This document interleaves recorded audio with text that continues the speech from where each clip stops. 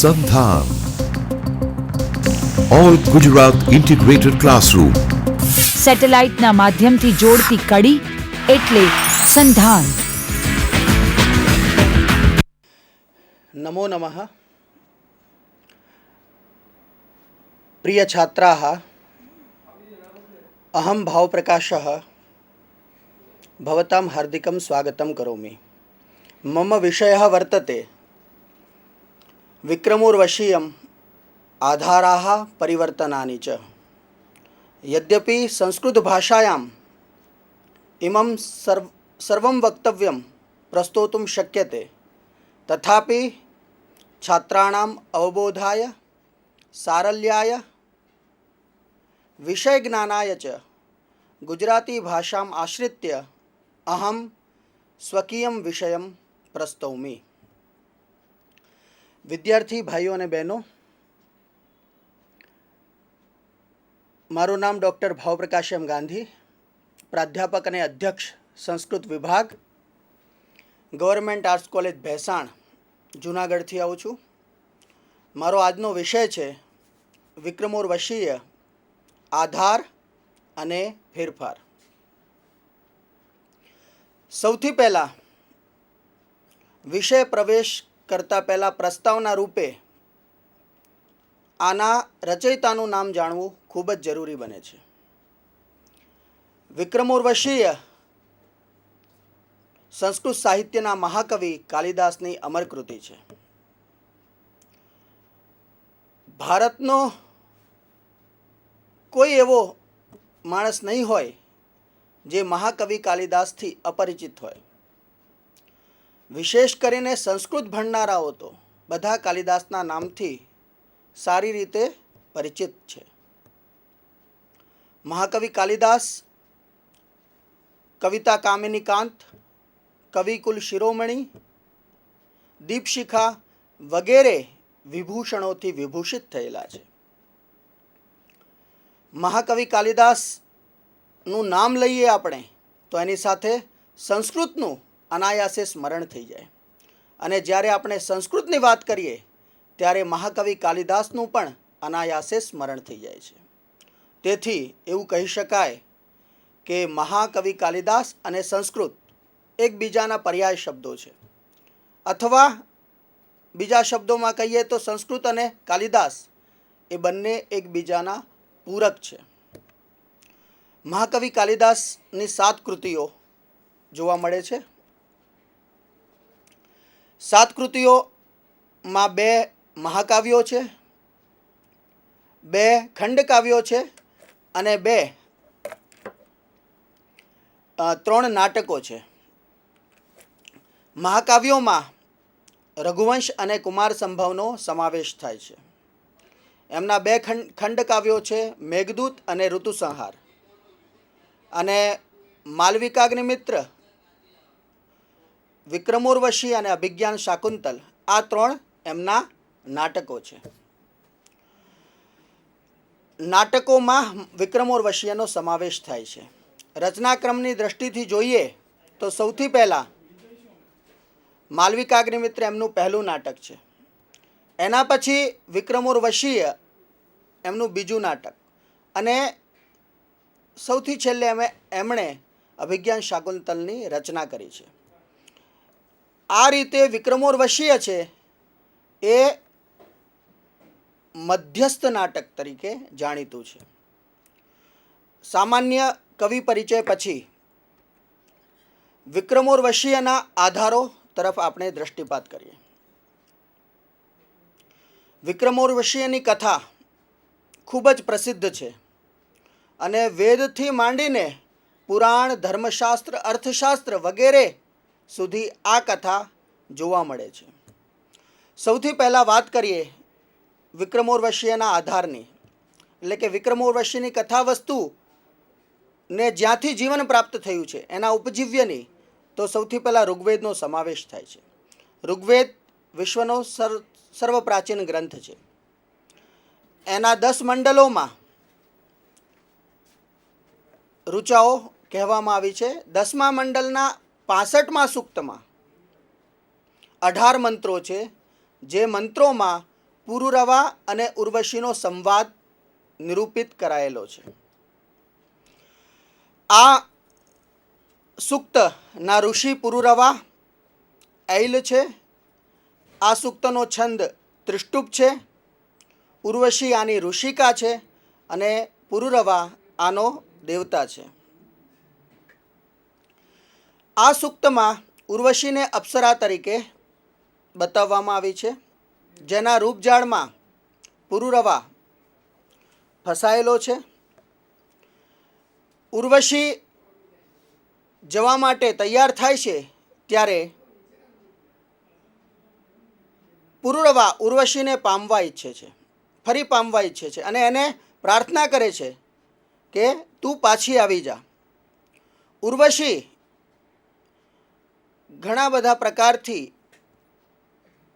એના વાતને માનતી નથી અને કહે છે કે મેં 4 વર્ષ સુધી તારો સાથ લીધો છે, હવે હું નહીં આવી શકું. આ સૂક્તમાં પુરુરવા રાજાનું વર્ણન પરાક્રમી, વીર અને વિજયી રાજા તરીકે થયેલું છે. પરાક્રમી હોવા છતાં ઉર્વશીના પ્રેમમાં એ પોતાની શક્તિ ગુમાવી બેઠે છે અને અંતમાં તો પ્રાણ ત્યાગ કરવા માટે પણ તત્પર થઈ જાય છે. યદ વિરૂપાચરમ મર્ત્યેષ્વવ સંરાત્રિ શરદશ્ચતસ્રઃ ઘૃતસ્ય સ્તોકમ સકૃદહ્ન આશનામ તાવે વેદંતા તૃપાણા ચરામી. આમાં 4 રાત્રિઓ સુધી, શરદની રાત્રિઓ એટલે 4 વર્ષ સુધી પુરુરવા અને ઉર્વશી બંને સાથે રહ્યા હતા એવું વર્ણન પ્રાપ્ત થાય છે. અંતમાં ઉર્વશી કહે છે એને શાલા વૃકાણામ હૃદયાન્યતા, એટલે કે સ્ત્રીઓની પ્રીતિ હોય છે એ ક્યારેય સ્થાયી હોતી નથી. એમનું હૃદય શિયાળ અને વરુ જેવું હોય છે. તેથી સ્ત્રીઓ પર વિશ્વાસ ન કરીશ અને પ્રાણ ત્યાગ કરવાનો તારો વિચાર છે એને તું ત્યજી દઈશ. આ સૂક્તમાં એક જગ્યા પર પ્રોર્વશતી રતમ દીર્ઘમાયુ એવો અંશ આવે છે. અહીંયા આયુ શબ્દનો અર્થ અહીંયા આયુષ્યના સંદર્ભમાં, ઉંમરના સંદર્ભમાં કરવામાં આવ્યો છે. છતાં પણ એવું લાગે છે કે આના પછીના જે કંઈ ગ્રંથોમાં પુરુરવા અને ઉર્વશીનો સંવાદ આવ્યો હોય ત્યાં એના પુત્ર તરીકે આયુ એવું ગ્રહણ આ સૂક્તના આધારે કરવામાં આવ્યું હશે. એના પછી વાત કરીએ બીજા આધારની. શતપથ બ્રાહ્મણમાં આ જ કથાનક 2 સ્થળો પર પ્રાપ્ત થાય છે. શતપથ બ્રાહ્મણમાં એવું આવે છે કે ગંધર્વોના છલના લીધે પુરુરવા અને ઉર્વશી બંનેનો વિચ્છેદ થઈ જાય છે. ઉર્વશી અંતર્ધાન થઈ જાય છે. રાજા એને શોધતો ફરતો રહે છે અને અંતમાં કમળોના જળાશયમાં અપ્સરાઓ સાથે જળપત્રના રૂપમાં તેને ઉર્વશી તરતી જોવા મળે છે. રાજા એને ઘણી બધી પ્રાર્થનાઓ કરે છે. પ્રાર્થનાઓથી દ્રવિત થઈને તે વચન આપે છે કે 1 વર્ષ પછી હું 1 રાત માટે તારી જોડે રહીશ. આ કથા શતપથ બ્રાહ્મણમાં જોવા મળે છે. શતપથ બ્રાહ્મણમાં એક બીજી જગ્યાએ પુરુરવા અને ઉર્વશી આ બંને નામોલ્લેખ થયા છે. ઋષિએ ઉર્વશી નામ છે એ હવન અગ્નિમાં પ્રયુક્ત જે સમિધા હોય છે, લાકડી હોય છે, એમાં જે નીચે આધાર રૂપે રહેલી લાકડી હોય છે એના સંદર્ભમાં ઉર્વશી એવું નામાભિધાન કર્યું છે. અને એ સમિધાની ઉપર ચારે બાજુ ફરતી જે સમિધા છે, લાકડી છે, એનું નામ પુરુરવા એવું આપ્યું છે. આ જ કથાનક ભાગવત પુરાણ અને વિષ્ણુ પુરાણમાં થોડા મોડા અંતર સાથે જોવા મળે છે. ત્યાં શતપથ બ્રાહ્મણમાં ગંધર્વોના શાપના લીધે આ બંનેનો વિરહ થાય છે, જ્યારે અહીં મિત્રાવરુણના શાપના લીધે ઉર્વશીને મર્ત્યલોકમાં રહેવું પડે છે અને ત્યારબાદ પુરુરવા સાથે એનો સમાગમ થાય છે અને એનું કથાનક શતપથ બ્રાહ્મણની જેમ જ જોવા મળે છે. કથા સરિત સાગરમાં પણ આ દ્રષ્ટાંત જોવા મળે છે. કથા સરિત સાગરમાં પુરુરવાને વિષ્ણુ ભક્ત તરીકે બતાવવામાં આવેલા છે અને એ વિષ્ણુની આરાધનાથી ઉર્વશીનું સાહચર્ય પામે છે. એક વખત ઇન્દ્રસભામાં જ્યારે નૃત્યની પ્રસ્તુતિ થઈ રહી હોય છે, એમાં રંભા નામની અપ્સરા નૃત્ય રજૂ કરતી હોય છે અને નૃત્ય કરતી વખતે એનાથી ભૂલ થઈ જાય છે અને ભૂલ થઈ ગઈ હોવાથી ઉર્વશીને હસવું આવી જાય છે. આ પ્રકારના વ્યવહારને જોઈને નૃત્યાચાર્ય તુંબરુ હોય છે એ રૂષ્ટ થઈને રાજાથી વિયોગનો શ્રાપ ઉર્વશીને આપી દે છે. કથાનકના અંતમાં પુરુરવા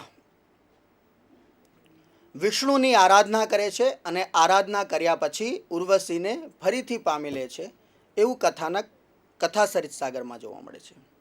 મહાભારતમાં ચંદ્રવંશી પ્રથમ રાજા તરીકે પુરુરવાનું નામ લેવામાં આવ્યું છે. ચંદ્રમાનો પુત્ર હોય છે બુધ અને બુધ એ પુરુરવાના પિતા છે. બ્રહ્માની પુત્રી હોય છે ઈલા અને ઈલા છે એ પુરુરવાની માતા હોય છે. મહાભારતમાં અત્યાચારી શાસક તરીકે અને બ્રાહ્મણ શત્રુ તરીકે પુરુરવાને વર્ણવવામાં આવ્યા છે. કૌટિલ્ય અર્થશાસ્ત્રની વાત કરીએ. કૌટિલ્ય અર્થશાસ્ત્રમાં પણ આ કથાનક જોવા મળે છે. એમાં એક લોભી શાસક તરીકે પુરુરવાનું નામ લેવામાં આવ્યું છે, જે લોકો પાસેથી ધન વગેરે હરી લેતો હતો. બલપૂર્વક જે કંઈ એમની સંપત્તિ હતી એ સંપત્તિઓને એ હડપી લેતો હતો એવું વર્ણન કૌટિલ્ય અર્થશાસ્ત્રમાં જોવા મળે છે. હરિવંશ પુરાણમાં એક ધાર્મિક અને શક્તિશાળી રાજા તરીકે પુરુરવાનું વર્ણન છે. ઉર્વશી સાથે એમના વિવાહ થાય છે અને વિવાહ પછી 59 વર્ષ સુધી હિમાલયના સાનિધ્યમાં અને ગંગાના સુરમ્ય તટો પર વિચરતા એ પોતાનું જીવન વ્યતીત કરે છે એવું વર્ણન હરિવંશ પુરાણમાં જોવા મળે છે. અને એના વંશજો પ્રયાગમાં પણ ઘણા સમય સુધી રાજ્ય કરતા હતા એવું વર્ણન ત્યાં જોઈ શકાય છે. વિક્રમોર્વશીની કથા વસ્તુ સૌથી વધારે મળતી હોય તો એ મત્સ્ય પુરાણ સાથે મળતી આવે છે. એવું કહી શકાય કે વિક્રમોર્વશીય બનાવવામાં કાલિદાસે સૌથી વધારે આશ્રય લીધો હોય તો એ મત્સ્ય પુરાણનો લીધો હશે. મત્સ્ય પુરાણના 50માં, 61માં, 115માં, 119 અને 120 આ 5 અધ્યાયોમાં પુરુરવા અને ઉર્વશીનો સંવાદ જોવા મળે છે. એનું કથાનક આ રીતે છે કે એક વખત ધર્મ, અર્થ અને કામ આ બધા રાજા પાસે આવ્યા. રાજા પાસે જ્યારે આવ્યા ત્યારે એમણે પ્રશ્ન કર્યો કે અમારા ત્રણેયમાંથી કોણ સર્વશ્રેષ્ઠ છે, કોણ શ્રેષ્ઠ છે? રાજા વિચાર કર્યા પછી પોતાનો નિર્ણય આપે છે અને કહે છે ધર્મ, અર્થ અને કામ આમાંથી ધર્મ છે એ શ્રેષ્ઠ છે. રાજાના આ નિર્ણયથી કુપિત થઈને અર્થ અને કામ એમને શાપ આપી દે છે. અર્થ એમને એવો શાપ આપે છે કે લોભના લીધે તમારું પતન થશે અને કામ એમને એવું શાપ આપે છે ઉર્વશીથી વિયુક્ત થઈ તમે વિક્ષિપ્ત અવસ્થામાં ગંધમાદન અને કુમાર વનમાં વિચરણ કરશો. આ દ્રષ્ટાંત વિક્રમોર્વશીયના 4થા અંકમાં તમે જોઈ શકો છો. કેશી નામક દૈત્ય દ્વારા ઉર્વશીનું અપહરણ એ જે વિક્રમોર્વશીયના પહેલા અંકમાં આવે છે એ દ્રષ્ટાંત પણ આપણે મત્સ્ય પુરાણમાં જોઈ શકીએ છીએ. લક્ષ્મી સ્વયંવર નામના નાટકમાં જ્યારે લક્ષ્મીનો અભિનય કરે છે ઉર્વશી, અને અભિનય કરતી વખતે વિષ્ણુ ભગવાનનું નામ એક છે પુરુષોત્તમ.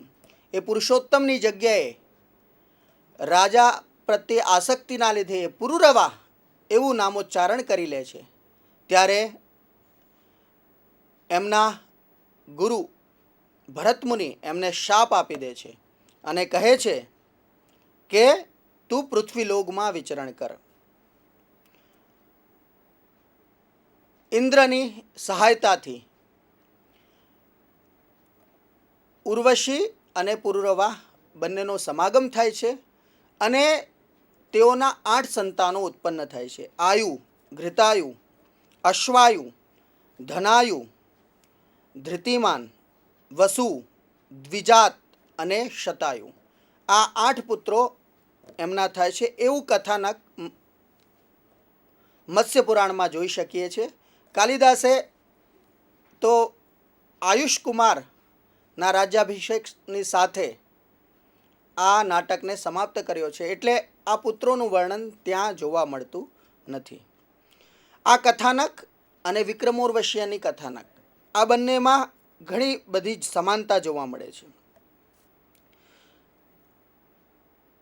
મહાકવિ કાલિદાસે બીજા પણ ગ્રંથો વાંચ્યા હશે. બૃહદ કથા, પદ્મપુરાણ જેવા અનેક ગ્રંથો એમણે વાંચ્યા હશે અને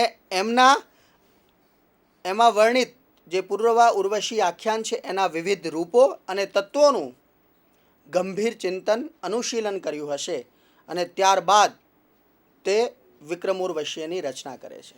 એક મનોજ્ઞ સ્વરૂપ તરીકે વિક્રમોર્વશીયનું કથાનક એ દર્શકોની સામે રજૂ કરે છે. આ